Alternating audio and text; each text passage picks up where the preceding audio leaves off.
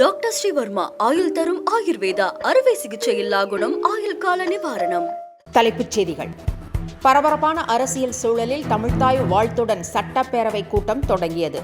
இந்த ஆண்டு உரை நிகழ்த்தாமல் வெளியேறிய ஆளுநர். வடகிழக்கு பருவமழை டெட்வா புயலால் சேதமடைந்த சாலைகளை சீரமைக்க தமிழக அரசு 1000 கோடி ரூபாய் ஒதுக்கீடு. பிப்ரவரி 1 முதல் பணிகள் தொடங்கும் என தகவல்.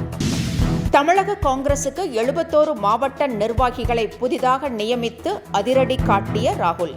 சிபாரிசு அடிப்படையில் மீண்டும் பலர் நியமிக்கப்பட்டிருப்பதாக புலம்பும் அதிருப்தியாளர்கள். அதிமுகவின் தேர்தல் அறிக்கையை பார்த்து திமுக அதிர்ச்சியடைந்திருப்பதாக செல்லூர் ராஜு காட்டம். திமுகவை போல தகுதியை பார்த்து அதிமுக நலத்திட்டங்களை வழங்குவதில்லை என பதிலடி. சத்துணவு ஊழியர்களின் போராட்டம் திமுக அரசின் நிர்வாக தோல்வியின் எதிரொலி என நயினார் நாகேந்திரன் விமர்சனம். பள்ளி மாணவர்கள் பாதிக்கப்படுவார்கள் என்பதால் உடனடியாக தீர்வு காண வேண்டும் என வலியுறுத்தல். இனி விரிவான செய்திகள்.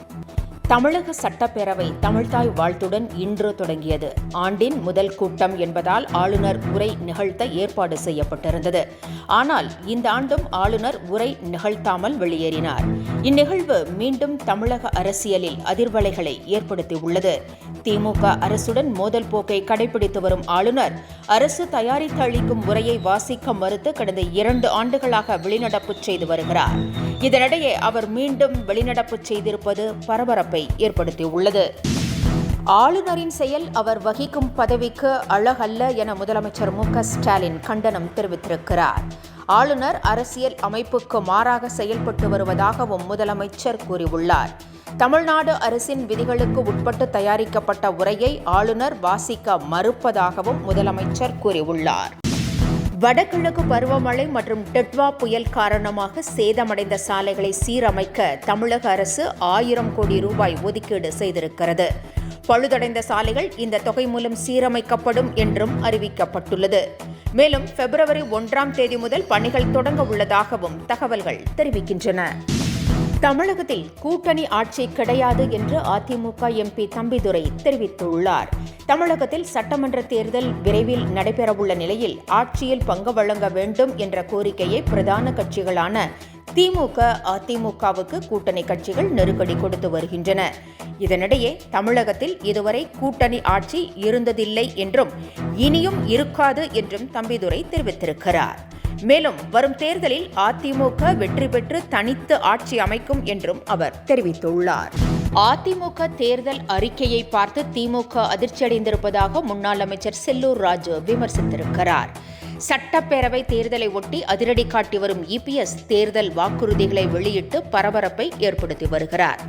மகளிருக்கு 2000 ரூபாய், ஆண்களுக்கு இலவச பயணம் உள்ளிட்ட அறிவிப்புகளால் அரசியல் களம் சூடுபிடித்திருக்கிறது. இதனிடையே தங்கள் தேர்தல் அறிக்கையை பார்த்து திமுக ஆட்டம் கண்டுள்ளதாகவும் வயதான ஆண்களுக்காகவே இலவச பேருந்து பயணம் என்று செல்லூர் ராஜு தெரிவித்துள்ளார். மேலும் தகுதியை பார்த்து அதிமுக சலுகைகளை வழங்குவதில்லை என்றும் அவர் பதிலடி கொடுத்திருக்கிறார். பெண்களுக்கு மட்டும் இலவச பேருந்து பயணம் வழங்கி திமுக அரசு குடும்பத்தை பிரிப்பதாக முன்னாள் அமைச்சர் ராஜேந்திர பாலாஜி பேசியிருப்பது பேசு பொருளாகி இருக்கிறது.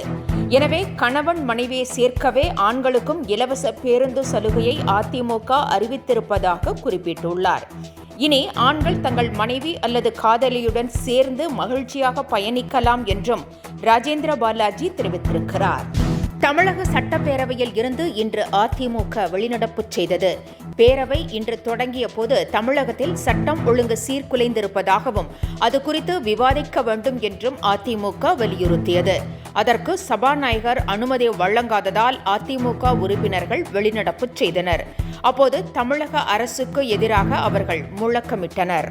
சத்துணவு ஊழியர்களின் போராட்டம் திமுக ஆட்சியின் நிர்வாக தோல்வியை காட்டுவதாக நயினார் நாகேந்திரன் தெரிவித்திருக்கிறார். இது தொடர்பாக அவர் வெளியிட்டுள்ள அறிக்கையில், சத்துணவு ஊழியர்களின் போராட்டத்தால் பள்ளி மாணவர்கள் கடுமையாக